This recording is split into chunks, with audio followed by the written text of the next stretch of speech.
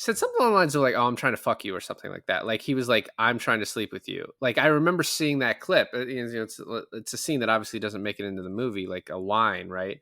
And I think It's I trying to subvert your thinking on his character. did you just learn the word subvert today? What are you doing? The thing I finally Watched. I finally Watched. I finally watched. I finally watched. I finally Watched.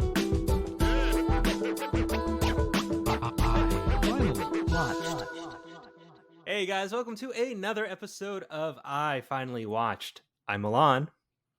And this is David, and we're joined by my friend Garrett. And I finally watched Ready or Not. And I also finally watched Ready or Not. Garrett, did you also finally watch Ready or No, Not? no, I watched it when it first came out and then probably a half dozen times since then, including right before I got married, which seemed fitting. So you hate this movie then, I take it. What I so we talked about this a little bit before I hit record, but what about this movie do you love about it so much? I think it is hilarious, and I think that Samara Weaving's character is a total badass. And I don't want to say unexpectedly so, but they make a lot of points early on in the movie about how she is like small and meek and doesn't belong in the family, and then she ends up being like the biggest badass of them all. David, what did you think of the movie? Oh my God, what are you fucking Maury Povich? Why are you like Anyway, so I only had time to watch this once because of the new baby, and what I will say is that I was a little disappointed, not because of anything to do with the movie, right? But because of my expectations. So, one thing, this movie would have given me a ton of anxiety if I hadn't, spoiler alert if you haven't seen this movie, but I knew she lived at the end because I had seen a GIF or a clip on Instagram of her sitting covered in blood outside of the mansion as it's on fire. And so, like, I would have just been anxiety ridden the whole time, even though in these movies, it's called a last girl movie. Like, she has to be alive at the end of it. But I loved the tone of the movie because I thought it reminded me a lot of The Menu, which I just watched Yeah. within the last year. I mean, it came out within the last year or two. Um, and I also like, could you have just switched the two leading girls in those movies and it would have just been like they both could have handled like those? Like I kept having that thoughts of like this is an Anya Taylor-Joy part too that she could have handled. I think would have been an interesting, but like love the tone. I loved a lot about it. I I think the movie, especially in the trailer, definitely misled about the movie to me a little bit. But like, and in some ways, I really enjoyed it. Like Seth Cohen in the trailers and a lot of clips I saw, Adam Brody, who plays Daniel, is like you think he's going to be the most evil character, and he's probably the second like least evil. Hmm. Um, Would you say then that the trailer subverted your expectations like a I don't know, like a good movie would? a little bit, but then also, you know, thinking back on it, and if I watch it again, I'll be like, yeah, she is a very badass, but she also just gets caught so many times. Yeah, I mean, I agree. You and I talked about like her narrowly escaping so many of her situations were kind of just luck on her part. Especially like at the end with like, well, Adam Brody really pulls a lot of strings for her. And we'll talk about that later, but I feel like the only part that she really did something was when she kicked the back of the butler's head driving. That was all her. That was her assessing the situation and then acting necessarily on it. And it's I think for me it's like the strongest point for her in the movie. I don't know what you guys are talking about. She is so resourceful. She drags the tablecloth down, uses the box to bash in Andy McDowell's head. She grabs the teapot after the gun doesn't work. She smacks the dad with the lantern. This is their home. It's their mansion. She has no idea how to get around or where she is. She didn't even know it was happening. But also though, saying that she got shot by the little boy. She Okay, I want to see you in front of someone with a gun of any age with a gun and see if you don't get shot. my favorite part is when she punches that little fucking asshole in the eye. And then like when she beats up the dad, it's because he's been drugged. Um, so I mean, like I said, if I watched it again, I would be like, yeah, she is badass. I feel like one of the reasons too that I was expecting her to just do a lot better against them, like this fucking football game, but it's established in the movie that besides Aunt Helen, like none of them know how to hold weapons or like do anything, right? Like they're not trained. The last time they had done this was like 30 years ago. And so like maybe the mom knows how to shoot a crossbow, but like everyone else kind of sucks. Dude, oh my god, the son-in-law, the big fat guy Bitch. who My favorite. who He's my favorite character. I think he's my favorite character too, honestly. The way he looks up YouTube videos on how to operate a crossbow is the funniest fucking thing in this movie. When they're gearing up for the ritual, and he's like, "Fitch, come on, Fitch, don't be a bitch, Fitch. You got this, Fitch." My favorite like little thing in there is when he's Googling deals with the devil, real or bullshit. I think that's my favorite gag in the entire movie. Yeah, he's amazing in this. Yeah. And I really like Adam Brody's character in this. Like Henry Czerny, it like besides Mission Impossible, this is like now the thing I'll think about when I see him. I think like everyone's great. I didn't know Andy McDowell was going to be in this. This is one of those movies though where I feel like because of my expectations for what I thought it was going to be, I was thinking like You're Next, which I do think this movie, if not inspired by, is definitely like in a lineage of that movie. But then they're just like, all right, but we're also going to create these other supernatural elements. And I do like, Yeah. I like the way the movie ended. If like, but it's kind of also like it's one of those endings where it's like it's either this or that. So when it happens, you're not that shocked because they've been setting up the whole time like, is this real or not?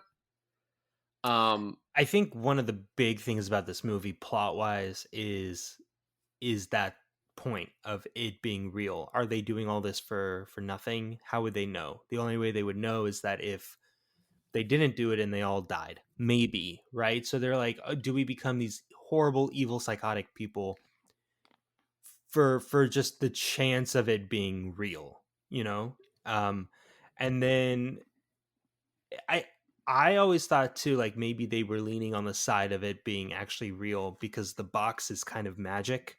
Like they put a blank one in there and somehow a card every time someone gets married, a card comes out saying a game.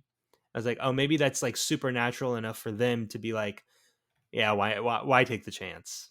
So I have a question about the box. The task was for the great grandfather to find out how the box works. The first time I saw this, I figured it meant like you press the button and the card comes out. More recently, does the box assess the nature of the person taking the card? Ooh, that's good. Right? So it's Yeah. like, is that's the analysis to see if you get into the family? Are you like Charity, a gold digging whore, or are you like Grace, where you're actually a good person, and because of that, you're going to draw hide and seek? Well, okay. So to that, is it because she's a good person? She really has to prove that good outweighs evil of this family that's been building up for generations, or because Charity is such a horrible person? Are you saying like the box assesses that they deserve each other? Because why give Charity such an easy game, and then someone who is What the better fuck than is this? Old Maid anyway? No, she played chess, right? Yeah. The Fitch played Old Maid, but yeah. So are you saying like because Charity Samara Weaving is such like a good person that she needs to like defeat this family? No, I'm saying so. At the beginning, right? Fitch and I don't know the brunette daughter are late to the wedding, and everyone's complaining about Fitch, and the dad says, "Yeah, but he's one of us." I think one of us means like evil enough to make this deal with the devil. You know, what one way you could read it, kind of as you were talking, this is what came to me. So this is a deal with the devil, right? And you know, in a lot of like popular culture, deals with the devil kind of don't work out for people, right? Like they eventually the devil gets you back. And so it almost you could say that when the box assesses a person, it's like this is a person that could potentially defeat this family, right? And like it, you know, Aunt Helen's husband got killed, right? But then Charity was able to basically kind of survive all this. And so that killed the family, which the devil's like eventually like, hey, I'm not going to let you guys win forever. Like part of the deal is that you guys are going to die. Wait, Charity survived all this? No, sorry, Grace. Oh, okay. Grace. I do like Grace and then Charity, and then the names are funny. Fitch rhymes with bitch. Um, so I do think there is a little bit of like the devil wanting to eventually have this family wiped out because you hear about all these other families that get wiped out and like, oh, that was Yeah. a house fire if you believe that. Yeah. So that is like one way you could interpret it. The other thing too is like kind of a more global question at the end. People were like, why did Grace not die? You know, because she's part of the family. But I mean, one, it's like she won the game because she survived till dawn. But then two, also like they're not legally married until you file that document with the state. So No, but I don't. But that's the point. Is she's not part of the family, right? That's why she drew yeah, the card. That's why she drew hide and seek. Is because she's not worthy, and so she can't join the cult. we're not unworthy enough. Yeah, she's not evil enough. Right. So let's start back at the beginning. It's we meet her groom to be. Right off the bat, I don't know. Like it's kind of smart of the movie to you have Adam Brody is going to be in your movie and you don't make him the groom. So it's like, okay, so what is this guy like? What's he potentially bringing to the role? And for me, I feel like he's the perfect kind of like bitch boy because he not only just like kind of looks super white bread, but he comes off as like this super nice guy who loves her and even in the beginning tries to help her, right? But he's so complacent in the whole thing. It kind of just like you're disgusted with him, even though he technically didn't do anything wrong for like the majority of the movie. Well, he's the one at the very beginning of the movie who like gets Aunt Helene's husband killed. No, Oh, well, 'cause- Seth, Adam Brody is. Daniel, his character, not Adam. No, Brody. Adam. No, but yeah, but his character is no. But I'm talking about Alex. Alex. Oh, you're talking about the husband. Yeah, I'm talking about the husband. So you have the husband, and he is just such like I guess you would say Daniel's complacent too, but I feel like even before Alex's bad actions towards the end of the movie and Daniel's good actions, I use that quotations, but throughout the movie, you still have like this moment where Alex is probably worse. Like he's probably one of the worst. And what makes him one of the worst is he not even telling her Grace about any of this. Well, but one of the things the movie does, because it starts 30 years in the past with who we find out to be Aunt Helen's husband, and Daniel hides him in the closet. So you kind of don't know what Alex knows. Yeah, that's true too. He's what, 4 or 5 or maybe all the way up to 7, right? And so you don't know if he knows how this whole thing works. He's also been separated from the family.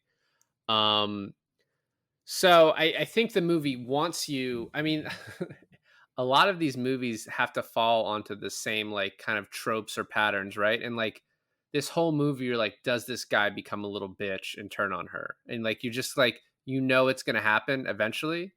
Like, but it's weird how they set it up though, right? Because he's actively trying to help her throughout the movie, even when he's like unconscious and handcuffed to the bedpost. He's still actively trying to get out to help her. Yeah. The other, like, I explained this movie to my wife last night after I finished it, and she's like, why do they ever get married? And I was like, yeah, Why? Like, why didn't he just explain to her like we can never legally be married? Well, yeah, so I put that down as a cheat code, right? Like, couldn't you just never get married and then just have kids? Like Well, there's we'll move to a common law state. I'll write a will.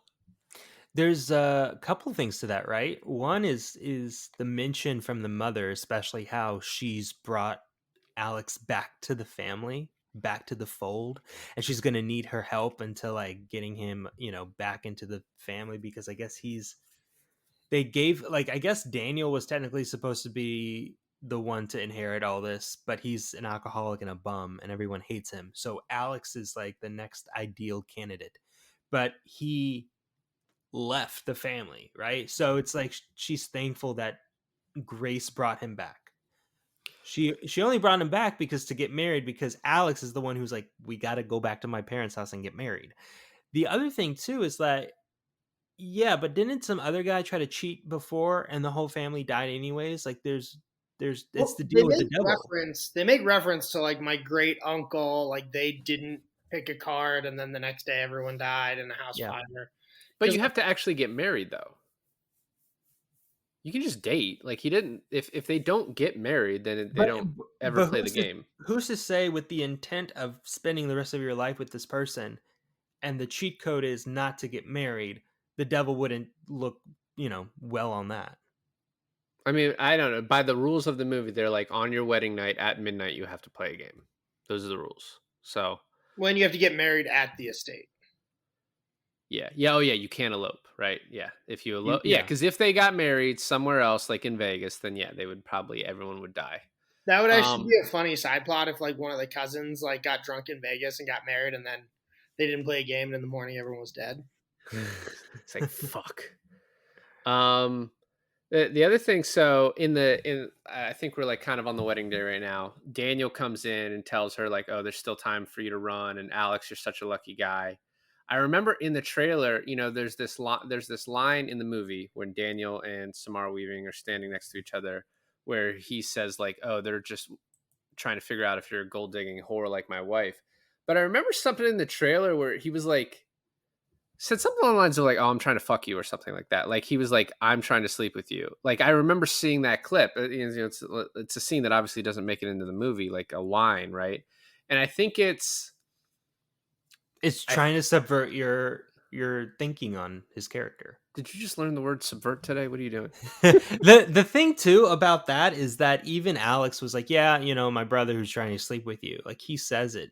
Or maybe she says it, but it's said.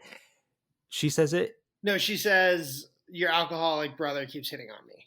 Yeah. Right. We never see him hit on her. No. But we see him drink a lot. We do see him drink a lot. We actually see him drink instead of killing her, which is like the first hint of, oh, maybe he's not all in this like everyone else is. But we don't see him outrightly hitting on her, like the trailer or she says. Right. So they have the wedding. I like the Andy McDowell introduction. First of all, they try and like make her hair a little whiter and try and make Andy McDowell not hot, and that didn't work. And I once again we were talking about when Daniel's standing next to her. Fucking Aunt Helen is so fucking creepy in this movie. Like just as a character, like whoever did the makeup and the costuming, like great job. And the wedding's over, and I like when they're like, she's like trying to have sex with him. And he's like, "Oh, I need to talk to you." And they just look over, and fucking Aunt Helen's in there, and she's like, "You have to come down at midnight." She's like, "What the fuck is going on here?" But no, so the Andy McDowell introduction I think is so cool with the reference to her cigarette box and everything like that. And it didn't come into play as much as I thought it would, as much attention was brought to it at that moment. But then she picks it up at the end. I was like, all right, I guess that was the whole point of that scene. And what was interesting to me too, when you know a little bit about the movie, when you see all these other women and men, like in-law people that had married in, I was like, how did they make it in? Like it was a question that was kind of like burning in my head. And then once you get to the game and you find out, I was like, oh, okay, that's like it's like a cool way to do it. It does lead to the like, what is the percentage chance of drawing that card? You know what I mean? And I know we talked a little bit about that, but Well, it sounds like a lot of the other folks who married in were aware that if they drew hide and seek, they would have to be killed, right? I don't even know if they were aware of it, but the last time it happened, like they said, was 30 years prior. So and that's back like the. I'm so surprised at this because I don't think this was very well timed or cast. Is that the bride in the beginning of the movie in the flashback was Aunt Helen Yeah. 30 years ago, but she did not look as old as she needed to be to look the way she did present time in the movie. I mean, she looked like she was like what 25 in the flashback. She looked like she was 70 something in like the present time. But apparently that was supposed to be her.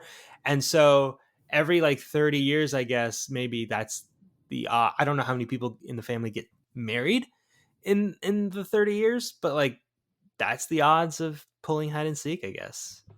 Well, I mean, I thought Aunt Helen looked pretty age appropriate, but like, it was funny. Like they showed Aunt Helen at one point, and I was like, "Oh, that." I was like, "Oh, that's the bride from the beginning," and then it immediately shows the flashback to her. And I was like, "I figured it out like right beforehand." But I think um, Charity says she was told. Yeah. One Adam Brody says to her, like, you didn't even hesitate. Yeah. And she's like, "You know what my life was like before this. Like, I would have rather been dead than give up on this." Well, and then even Fitch, I love Fitch, but when he's like, they're late, and he's like, sorry, like, our like private jet, we couldn't fly out, and I can't fly commercial anymore, and like, he's just so into the lifestyle that this is provided. Right. I like the little thing about like, oh, they have the kids, they bring the kids, and just so disgusting about how friendly she is to her after the wedding. Like, yeah, we didn't show up to your wedding because we were late, but like, hi, honey, kiss on the cheek, sort of thing. Also, there's cocaine all over my face. Also, there's cocaine all over my face. But the kids, if you were not like okay with the kids dying at the end, I like what kind of like little shits they made them out to be. Well, at least one of them. What I think is interesting too, like for a horror movie, there's some explaining to do about like Daniel's or Alex's motivation in even bringing here.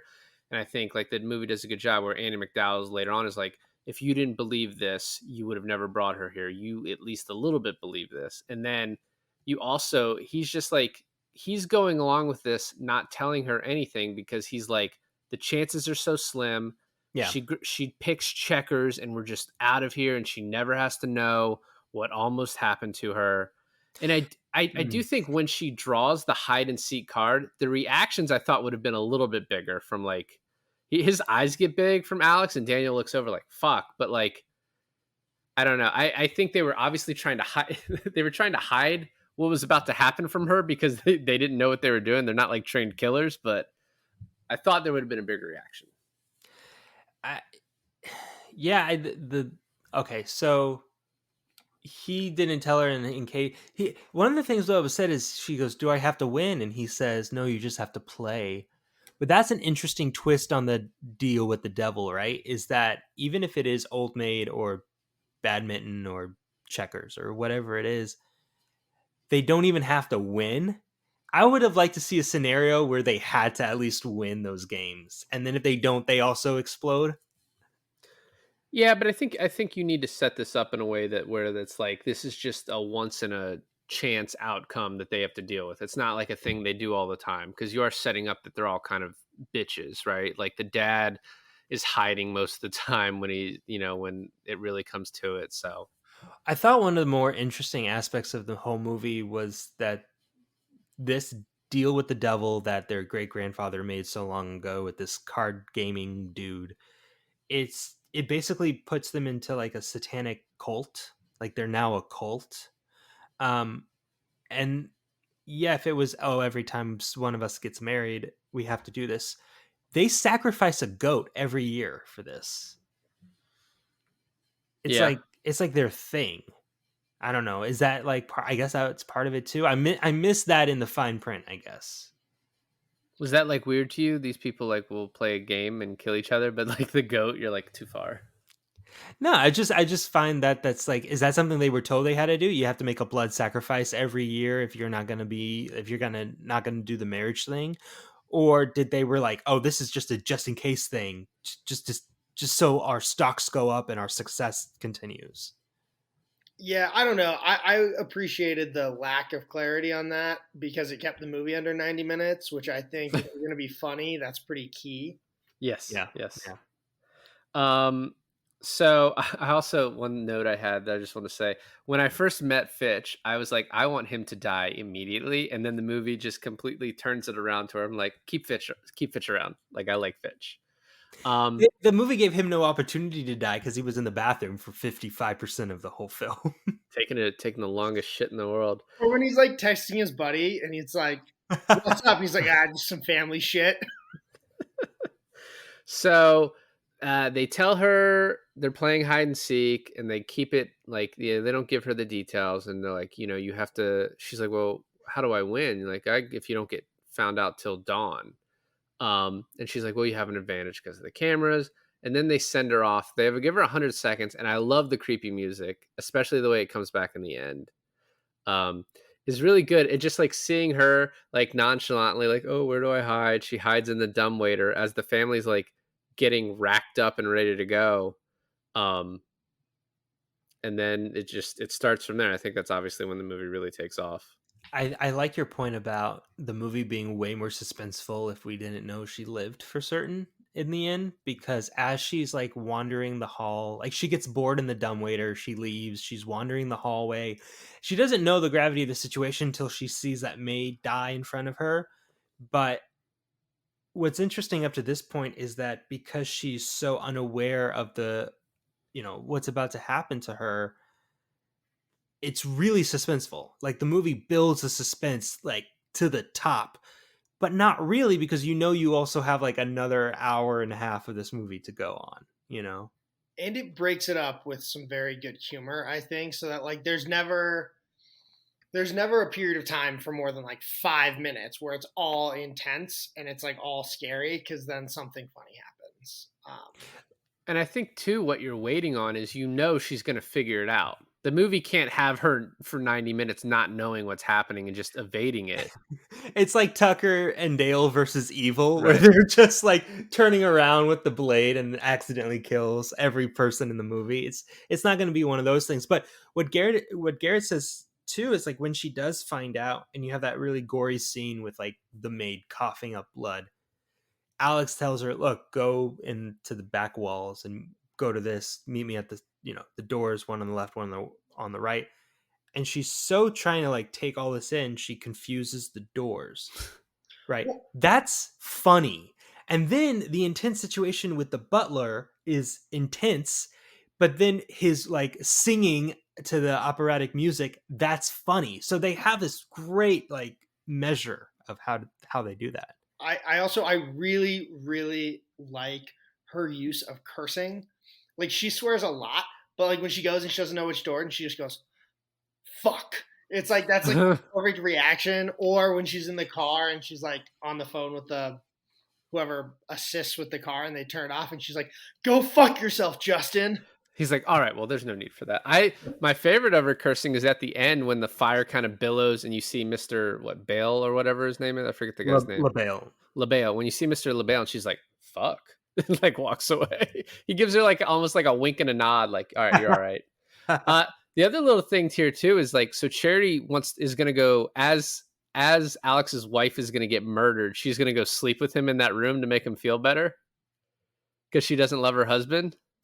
Yeah, I think that's the whole part of the gold digging horror. Yeah. But she's already got the gold. Why I think she just doesn't love her husband because he doesn't love her. That's the horror part. Yeah, I don't think any members of the family, except for maybe Fitch, are actually happy. And the dad. Yeah, Fitch seems like a good dad guy. Yeah, I don't know. Like he loves his kids. I didn't get that Charity was going to sleep with Alex. She said she walks in the door and is like, Alex, do you need some company? And she sees that he's gone. Oh, well. And the way she walks in is very suggestive. Yeah. She's definitely just a leg in the beginning pulls up her dress. I think she's checking herself in the mirror beforehand. Like it was going down. But yeah, so he takes her. Alex comes up behind her and grabs her. It's like a little jump scare, but you obviously know it's Alex. That's like kind of the thing here and there where it's like that jump scare is like definitely a scary movie beat, but you knew exactly it was going to be Alex the whole time. Because it had to be. But when the maid walks in and then she hears the glass break and she starts to walk back out and gets shot through the fucking head, that was crazy. That Yeah. was completely unexpected for me. And the way they linger on it too is she's like gurgling blood, and the way they all handle it also is just very like the flip of the coin thing to it's like, okay, heads or tails on which one, like which part of the body you're gonna pick up and drag to the, what is it, to the goat den or whatever. I don't know, what's the better one? You want the legs or the arms? I would want the legs in that situation because the head was shot off. Yeah, as it's touching you. I love later on when Daniel's like, "I don't fucking care, Dad. Just grab, grab whatever." But I also like how much Emily saves Grace like 3 or 4 different times by killing the wrong person. I'm just so bad at this. I just It's like, Daddy, I did it. and then Oh my God. every maid is the dad's favorite because he's like, and then the one maid's like, he just likes the way I dance. I don't even know why I'm here. The way she dies is such like a Final Destination way to die, and I don't even think that, like, I'm pretty sure a dumbwaiter is not even strong enough to like split a person in half. Yeah, that part was weird, but it does feel a little bit like, because this is kind of a haunted house movie, slightly, right? Not really, but Okay, I see what you're saying. Yeah. it feels like almost the people that go after Grace, the people who are not in the family, so have no skin in this game, but are trying to get Grace killed, like are almost punished for it each time by dying. Like they wouldn't die no matter what happens, but they are killed because they're helping this evil family. So you already talked about it, but when she goes down to the end of the hall and she picks the wrong door and she just walks out and looks at the family and she's like, "Oh shit!" and starts running. Oh my God, the conversation. That's right. That she's like, she could be anywhere. Yeah. Also, her like tearing her dress off, and then you just see her with her shoes like ready to go. I don't know. It's apparently there was like over 30 something like iterations of her dress because of how many different times she like rips it. She rips off part of it to kill the butler, who she doesn't actually kill, but you think she does. She like strangles him with it. And then she goes into a room and Daniel finds her, which is like, it's obvious which room she ran into. So I don't know how the family missed her, but I like when he's just like reluctantly like, I have to call the others. I'll give you a 10-second head start. And at this point is when I realized like how hot Charity is in this movie, and she became my favorite character when she walked in. At this point, it was the point in the movie I noticed how hot Adam Brody was, and he became my favorite character. Dude, he was looking good. How good of a person Adam Brody was. It definitely threw me, but that is like, especially coming off, I don't know if either of you have seen Promising Young Woman. It's not really a spoiler because it's sort of in the beginning, but like, I don't know. I feel like he has this shit heel energy. Yeah. That like similar to Justin Long, right? Like I think they have this thing about them where like you're constantly in a movie like this, like, are they good or are they bad? Like, which one are they going to turn out to be? Like, just the way they play it. Yeah, but he's always an actor that I feel like elevates. This is going to sound weird. The smaller the role he has in a movie that either you don't expect him to be in or he's just in, the more he elevates that movie. The other thing too is he has like some Ryan Reynolds like sarcasm about him, but like I think he's better at it. I think he's more subtle with it, and I think he like doesn't overuse it in the way that like now Ryan Reynolds like entire personality, like every movie Ryan Reynolds has to play Ryan Reynolds. I'm not going to disagree with you, but that's a hot take. It's fucking yeah. I mean, I like Ryan Reynolds, but I Seth Cohen's my boy. You heard it here, folks. David saying that Adam Brody is a better actor than Ryan Reynolds. Here it is. He's certainly better at the like exhausted sigh. Like that's what gets me. So many times in this movie, he walks in, he's just like. I'm not even a big fan of the Shazam movies, but Adam Brody is definitely the best part of those movies, and he's not even like in it for very long. I also like when Emily's like, "Daddy, I forgot my gun. I suck." And you're like, "Oh, who has?" Grace never fucking grabs a weapon. The one time she grabs a weapon, it doesn't work. But she doesn't grab the gun when Emily leaves it. She doesn't grab the butler's gun, which I guess turns out to be a dart gun. But Like, grab weapons. she does grab Emily's gun when Charity's gun when after Charity shoots Adam Brody. Remember? That's like way late in the movie. She grabs it, it's out of bullets. Every time she grabs a gun, it doesn't work. Doesn't she grab Fitch's crossbow and that's what kills the other maid? No, Emily kills the other maid. Emily kills all the maids except for the waiter. Jesus Christ. Yeah. So they decide to turn on the cameras, but they realize Alex is already in there and they break it down. And I like when the dad gets in there and Alex is basically choking him to death. And Daniel's just like, "Don't do it, man. Don't do it." And then the dad hits him. He's like, "What the fuck were you doing?" Daniel's like, "I distracted him, didn't I?" That's pretty good. Yeah, That's because pretty Daniel good. doesn't actually hurt anyone in the movie. One time. Except for at the very beginning. No, at the end. and the poisoning.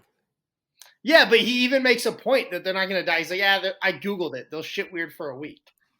Well, he does hit Grace with like the butt of the gun to knock her out towards the end. Oh yeah, that's right, at the car.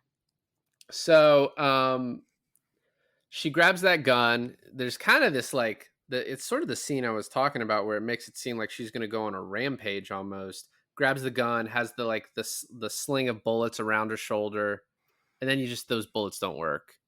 But she does like take similar to so in Your Next we talked about. Garrett, did you ever watch Your Next? Oh yeah, a long time ago. So they put she puts the kettle on in Your Next and then throws it at a guy, but it had waited so long that the water wasn't even hot anymore. Yeah. But in this like in a horror movie, if a kettle gets put on, that's going on someone's face. It's like the old writing trope that if there's a gun shown in the beginning of the scene, beginning of the movie, it's going to be used to the thing. Yeah, the kettle is the same way. Although the reveal of like those bullets are decorative solves two huge problems of the movie. One, that Grace doesn't just go around blowing the fucking family members away around every corner, right? And two, it also answers the question on why no one in the family grabbed those guns and bullets. Right. Yeah. Because I guess I wasn't really paying enough attention to where they got their weapons from, and maybe they purposely didn't show it. They were all like, because that game room was full of like dead animals taxidermied up, all of the guns that I presume killed those animals were also hung around the room. Well, didn't the dad say he's like his Charity's like, "Oh, I have a gun in my purse," and the dad is like, "No, we have to use like weapons from great grandfather's day or whatever." And then Aunt Helene is like, pick and choose. Because they wanted to turn on the cameras too. Yeah, that's right. I love like if grandfather had cameras, he would have used them. It's just like we can't be stuck with his technology. So I already talked about once again. I just want to Pacts with the Devil, real or bullshit, is like it's so good. I'm mentioning it again. She gets out of the house and makes it to the stables, and she sees Georgie, and it very surprising her getting shot with like the gun. I guess it's Emily's gun, and punches him. She gets knocked into that like the grave pit, and I gotta say, like, as soon as you see that nail up there, I was like, oh, the hole in her hand. She's gonna like fucking catch that on that nail. Yep. One of the things I read is that the directors were worried because that's obviously CGI. They're not gonna actually stick her hand through that, and they were worried it wasn't gonna be good. And they said that Samara Weaving's like acting on that was so like believable, and it fucking was. Like it felt like she stuck that through her hand. That is an insane scene from the point to where you see the uncle's skeletal body with the two arrows stuck in it, referencing the beginning of the movie, and all the dead goats. But especially when you're just waiting for her hand to go through it, the only reason, because the stairs broke, right? The only reason she had enough grip on that thing to pull herself up is because her fucking hand was stuck to the nail. Insane. She also would have probably easily survived till dawn if she had just stayed down there. You know, my wife and I were talking about that too. It's like if she just stayed in the goat pit, would she have survived? Well, when the kid wakes up, he'll tell them, right? And I guess if you see like That's true. the door of the goat pit broken Well, down they didn't notice into, that though. well, no, because Adam Brody and what's her face Yeah, they didn't had a. notice. They didn't. Yeah, they threw bodies in there. They didn't notice. And the kid was knocked out. He didn't know she fell in there. I guess that's true. I guess she technically could have survived, unless like they when they throw one of the maid's bodies down there, it hits her, and they hear a. So right after this is another one of my favorite jokes where Grace is running across the lawn. Charity sees her. She's like, "Got you, bitch," and she could not have missed worse. It is like it's like clearly the first time she has ever fired a crossbow. But the confidence of like, I'm gonna kill her from like 50 yards. I'm gonna nail her. I wondered that too. Like, why why give the family members certain weapons that they have never had like ever used or were ever good at? Like giving Fitch the crossbow, who he's never shot a crossbow in his life. Like, at least give him a gun, and then maybe give like the dad, who's a little bit older, give him the crossbow. I mean, I think it's pretty clear that Emily is the most proficient because she kills someone with a crossbow, kills two people with guns. Like, Honestly, she like her kill to miss ratio is like pretty fucking great. It's friendly even with the fire. wrong people. So I when she gets off into the road, first of all, she's like squeezing through that fence. She's like, is she gonna make it? You think this car coming along? Oh, her back. Oh, Yeah, you think the car coming along might be like the butler, right? Mhm. She gets out there. You can see like, okay, this is just a different car, and the guy's like, get the fuck out of the road. And Garrett, her cursing, That's is what I'm so saying. fucking good. Fucking rich people. But she just keeps going with like lines of cursing that don't flow together, but she's just so angry. I man, when they show her trying to squeeze through the gate and the iron just cutting her back, it was probably the grossest thing in the movie. The nail in the hand got me way worse. No, her back slowly being cut as she's trying to squeeze her away was just like my irk. I was just cringing so hard. Yeah, I mean, she really needs medical attention at the end of this movie. So there's a little bit. It cuts back to the family, and they say something to Daniel about why not he's stopping her. And he's like, "Do you think this is a fucking game?" And he's like, "Yeah, hide and seek."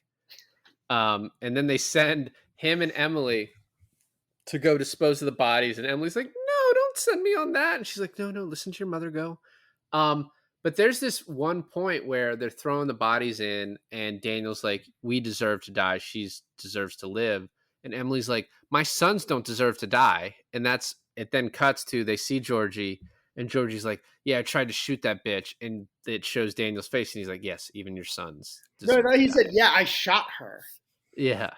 Yeah, no, yeah, and that was like the family dynamic with this movie and You're Next is very similar in the sense of like you have the younger daughter who's like daddy's girl, and obviously they're not the villains in You're Next, but the kind of the rich family sibling rivalry stuff is very similar. I think from what I remember, I was never fond of the acting from the other family members in Your Next. And I was worried because what's the name of the guy who plays the father in this movie? Henry Zerny. Henry Zer- I'm not a huge fan of his acting. He's very good in Mission Impossible, yes, but I'm just usually not a big fan of his acting. When he was talking in the beginning, I was afraid he was going to be over the top, like this over the top guy. But the movie calls for that so much, and the way it fits like for this film, I ended up loving it, obviously. But their acting is so much better than the Your Next cast, in my opinion. Well, besides that, I think when we talked about it, we're like the main actress was really great, and everyone else's acting was a little bit.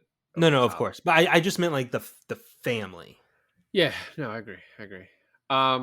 So the butler finds her with the car. Instead of using the gun, she strangles him to death with her dress. I love the continued use of the dress because like it's her wedding day and like all the harm that this marriage has caused her. It's interesting how like horror movies are pretty great at like, they have like this symbolism a lot to horror movies, and obviously like in this movie it's talking about like the evil like deeds that people have to commit to get rich sometimes, and like the how that can corrupt. um but yeah, like the use of the dress, how she keeps using it to like bandage herself up, to kill people with, to Mm. like I don't know, I really liked that whole part of it. And she's going to escape. She's in a car. She can drive away in one direction to get out of here, and then she calls trip safe, and the guy's like, oh, this has been reported stolen, I'm sorry, I have to turn it off. The quickness of the family reporting it stolen is just also hilarious. So that part is a little bit like you just have to like let it go, but like it's reported stolen that quickly by, I guess, the butler who's been passed out, or the family, whatever. And he's like, "Yeah, we can't turn it back on until the police get there, or you'll have to wait for the police, whatever." But then the butler, first of all, she was driving pretty fast. Like he caught up to her way too quickly. That made no sense. Like how quickly he got to her, and then the car's just immediately turned back on. Oh yeah, Like I guess you're right. maybe there's a passcode they can use, but all of that was like kind of just like, whatever, just believe it, and we turn the car off and turn back on.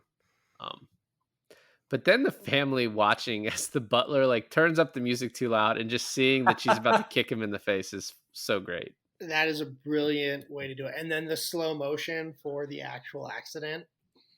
I really like that. And I like that you can see the family on the like iPhone screen Yeah. as he's driving. They're like, no, no, behind you, behind you. And then when the car flips over, they're oohs and ahs as they're all like surrounding the phone. They're like, ooh, oh, like, oh my God. It did not need to happen, but whoever wrote that in was like, I know this is going to be funny. So Daniel, we already talked about, knocks her out. There's this scene then with Alex and his mom, Andy McDowell. Oh, I wanted to say this earlier. Alex looks like the spitting image of the guy from Suits, and they couldn't get the Suits guy, and so Alex got the role. Which suits Oh. the Not Harvey, the other Patrick guy. Mike? Adams. Yeah. He looks like his like long lost brother. Come on, they're I both don't- white guys. I don't think so, but okay. Yeah, clean cut white guys with short hair. Exactly. And I like the line from Alex. This movie does a pretty good job of like holding off Alex turning on her until the very end. I think once he like gets to her after Daniel dies, like you kind of know it's about to happen. But when he tells the mom, like, if she dies, I'll kill you.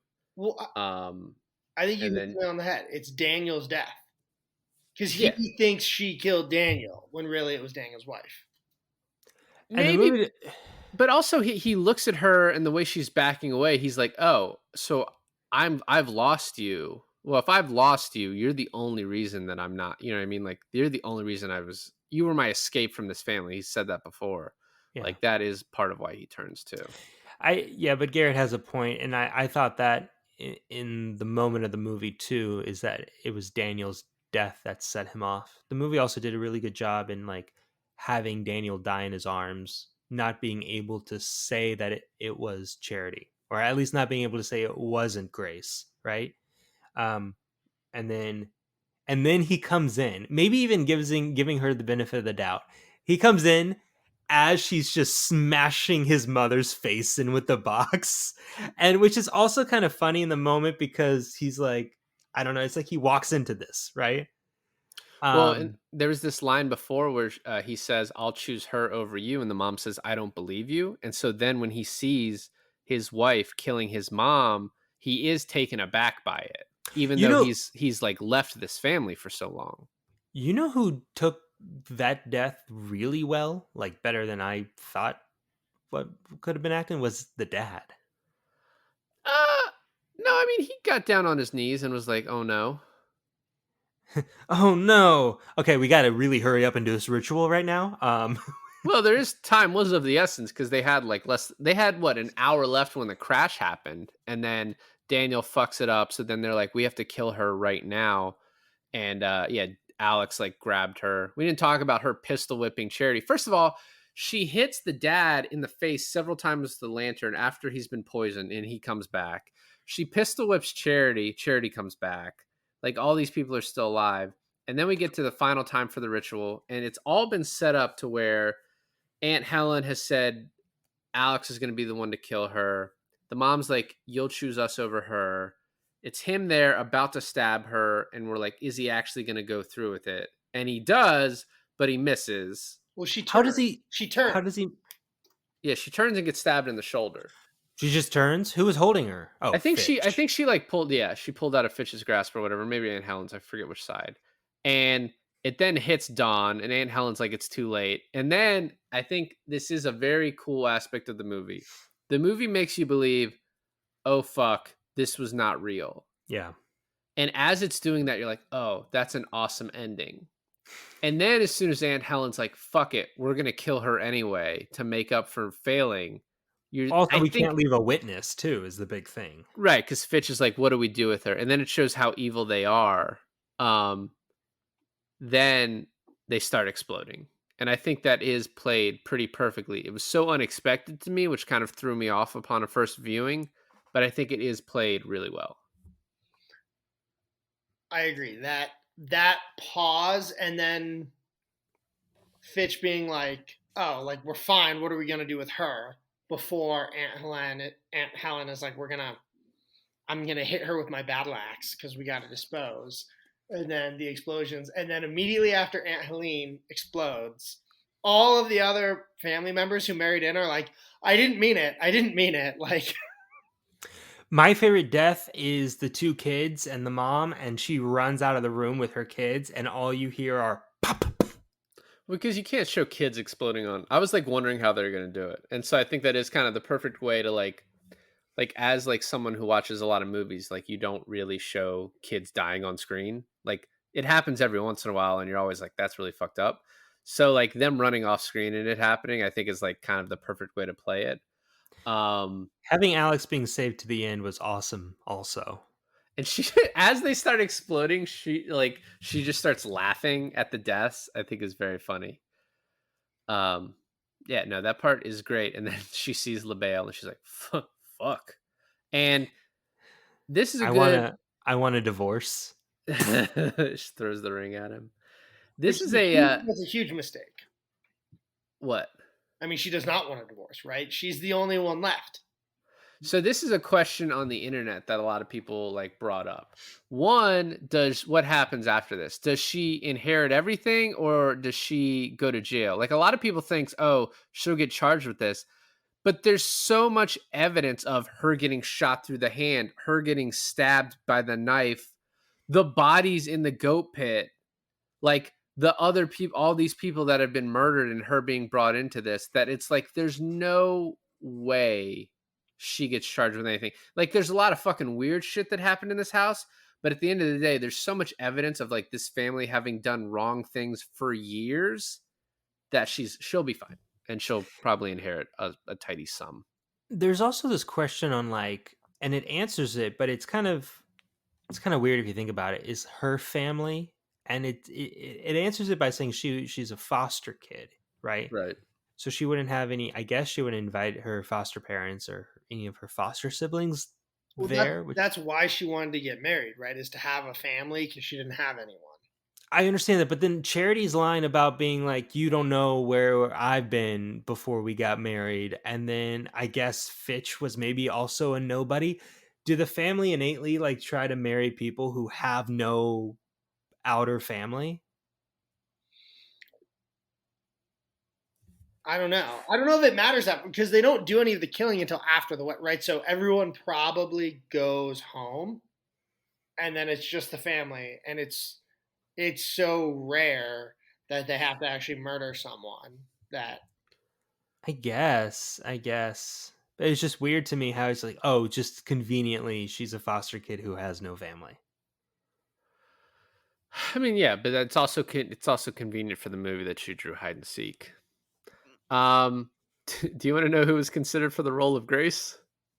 Who? Margot Robbie, obviously. Of course.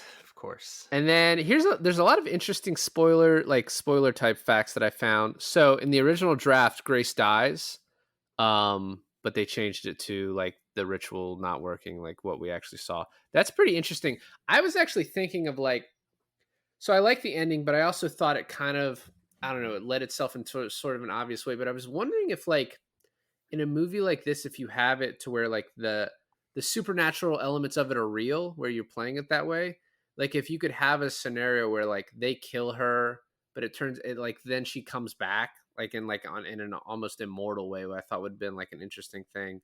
But it is like I think the ending works so well because of Samara Weaving's acting and just like that she starts laughing and like just the way she plays the ending really fucking works. Her comedy is so good at the end. Yeah. Like she's people are blowing up or exploding like in front of her. She's getting painted in blood, and she's just chuckling. I don't know. I think it's so good. I'm imagining Margot Robbie or any other like that type of actress in the role, like even Anya Taylor, right? And I'm like, they would probably be good, but they would bring something a lot different to Samara. And I don't know. It wouldn't be this movie if it was anyone else, but it would still be good. But I just don't think it would be this movie. One thing I really liked about this movie and her in particular, this is the first time I ever saw her in anything. And so like there's no with Margot Robbie, you would have a lot of like background and thoughts like, oh, obviously you can't kill her. And even with Anya Taylor Joy, you'd be like, oh, she's obviously going to be a badass. But with Samara Weaving, I had no idea what. That's a good point too. Yeah. I think after seeing the menu, like Anya Taylor Joy would have been also been great in this. But yeah, Margot Robbie, I think is like that's like an interesting. Obviously, she could do it. Well, with Anya Taylor Joy, who's been in The Witch and The Menu and survived both of those, there were points in that movie where I didn't think she would live at the end. Yeah, no, yeah, because she also, as an actress, seems kind of game, right? Yeah. To die in a movie, like she doesn't seem Exactly. like there's a lot of actors who are like, no, I live in the end, and I don't think she doesn't feel like that. The last thing I read, there's a bunch of stuff, but this one I thought was funny. The MPAA requested they translate the Latin in the film so that they could properly give it a rating because they were, I guess, worried that something like really fucking bad was going to be in there. But I mean, this is obviously an R, so it's like I don't know how the Latin would have put it up to an NC-17. I don't know, but it kind of fits it too, right? Because these like white bread rich families speaking Latin. Yeah. And apparently Samara Weaving in her fight with Andie MacDowell was like pretty early on in filming, and she like actually hit her with the box like accidentally, and they were like, oh fuck, like, but everything turned out all right. I had been looking forward to this movie for like years. And so, I a little bit said earlier I was disappointed in it, like because of my expectations, but it's a really great movie that I know I'm going to watch several times more because, horror movies you have to normally be in the right mood for, but like this, The Menu, You're Next, like I've really kind of discovered that like a big like subset of a genre movie that I love is like the people underestimate a person who like either seeks revenge or like it just fucking wipes people out, or like in this case it's just really surviving, right? But I don't know, this is I'm even in being like slightly like not sure where the story was going and like it went against my expectations, was really great. Well, the directors who made it, now they're the ones like revamping the Scream franchise. Right. And so That's cool. I didn't know this that. was their like. Yeah, this is what got them that, because I think Yeah. they've done 5 and 6 so far. Yeah. That's cool. That's cool. Yeah, I mean, the thing too is like, I guess just comparing it to Your Next is that this, for me, Your Next, to get where it, really got going took forever, big build up for that. This movie just like right off the jumping point, just like we know what we are, we know what kind of movie this is. We're gonna let you know immediately, and I really appreciate that. It was just like a nonstop thrill ride from beginning to end, and I liked it a lot better than I thought I was. I didn't realize it was going to be such a comedy either. I thought it was more going to be on the horror side. So the fact that it delves so hard into being funny and knowing it was funny. Yeah, I'm with you. I think this is not just like a Halloween October movie. You could literally put this on at any time and just like enjoy the shit out of it. So, yeah. very easy to watch. Final Well, thoughts, thanks for- Gary? Or you don't want to give? You don't. What are you doing? He said very easy to watch. That was his final thoughts. You had a spiel. I had a spiel. I was giving our friend Garrett a chance to have a spiel. No You gave spiel. him a chance and he fucked it up. No, I think Fucked it up. that's the perfect elevator pitch. It's very easy to watch. It's very funny. Well, thanks for listening to another episode of I Finally Watched. I'm Milan, I'm Garrett. And this is David. and we finally watched. Ready or not?